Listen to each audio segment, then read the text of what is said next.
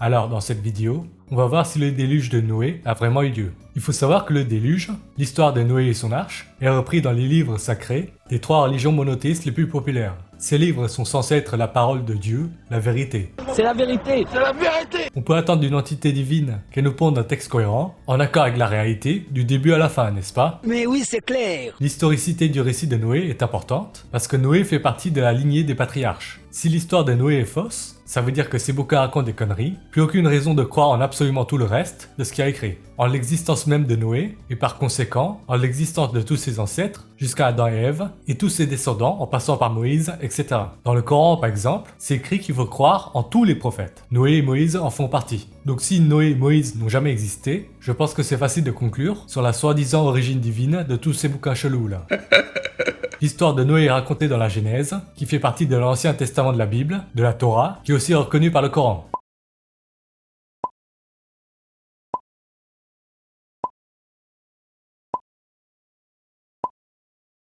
Tu l'as marqué, j'ai les copies de page écran. Il faut savoir que les créationnistes ont déjà placé le déluge à peu près dans les années moins 2300. Ça, c'est un truc qui se calcule assez facilement. Suffit de regarder les âges des patriarches, à quel âge ils ont eu des gosses, quelques additions et soustractions à partir d'Adam, et c'est torché. Le compte est bon. D'ailleurs, Adam, c'est un mec qui aurait vécu plus de 900 ans. Ses descendants quasiment pareil. Rien que ça devrait déjà vous mettre la puce à l'oreille quoi. Donc ce déluge en moins 2300, est-ce qu'il a eu lieu? Et allez, maintenant on passe à la démonstration technique.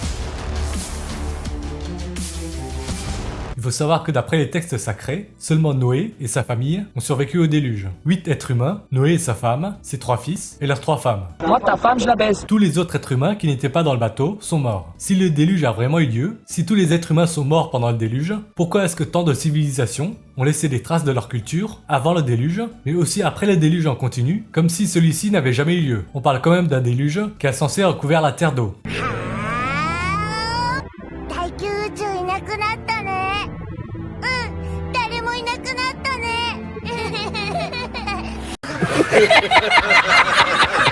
Je répète, on retrouve partout dans le monde des traces de culture en continu entourant la période du déluge. Des civilisations ont vécu et ont continué à vivre comme si de rien n'était, alors qu'ils sont censés être morts noyés. On retrouve des calendriers comme celui des Chinois, qui a 4700 ans, qui a commencé avant le déluge et qui a continué après le déluge. C'est comme si les Chinois n'avaient pas remarqué le déluge, avaient continué de compter comme si de rien n'était, alors qu'ils sont censés être morts noyés.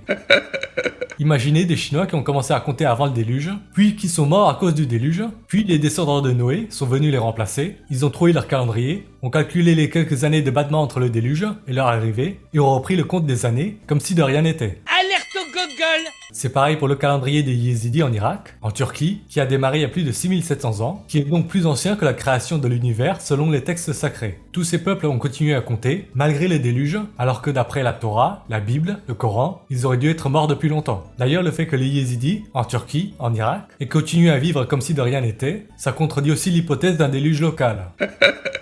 Autour de la période du supposé déluge, on retrouve des traces en continu de culture égyptienne, chinoise, vietnamienne pour ne citer que, des Sumériens qui avaient des religions polythéistes avant et après le déluge. Alors que d'après la Bible, Torah, tout ça, il était censé n'y avoir que 8 humains sur Terre et un dieu qui déteste les païens. Quand je dis traces de culture, j'entends par là des constructions, des langues, des écrits qui n'ont aucune racine commune. Normalement, si on descend tous de Noé, toutes les langues du monde devraient avoir des points communs, mais ce n'est pas le cas. Des peuples ont écrit à leur manière avant le déluge et ont continué à écrire de la même manière après le déluge. C'était bien avant, c'était bien maintenant. Je rappelle aussi qu'on ne repeuple pas la Terre avec seulement 2 ou 8 spécimens d'une espèce donnée. L'inceste, la consanguinité, ça donne des maladies souvent mortelles. Je baisse ta mère, fils de pute, ton père, ta grand-mère. Il faut au moins 500, voire 5000 individus pour pouvoir prévenir l'extinction d'une espèce. 8 êtres humains, 2 chats, 2 chiens, ce n'est absolument pas suffisant. Pas assez de diversité génétique. On dirait que Dieu s'y connaît très mal en génétique, le truc qu'il est censé avoir inventé. Gros sac qui sert à rien. Et pour ceux qui vont venir me parler d'un déluge local, pourquoi faire vivre des gens pendant plusieurs mois sur un bateau alors? Pourquoi ne pas simplement leur dire d'aller vivre là où il n'y aura pas de déluge? Et attendre sur la terre ferme que le déluge passe tout simplement. Que le déluge soit local ou global, ça n'a aucun sens de sauver seulement 2 spécimens de chaque espèce animale. Qu'est-ce que c'est que ce bordel? Bref, tout ça simplement des récits fantastiques,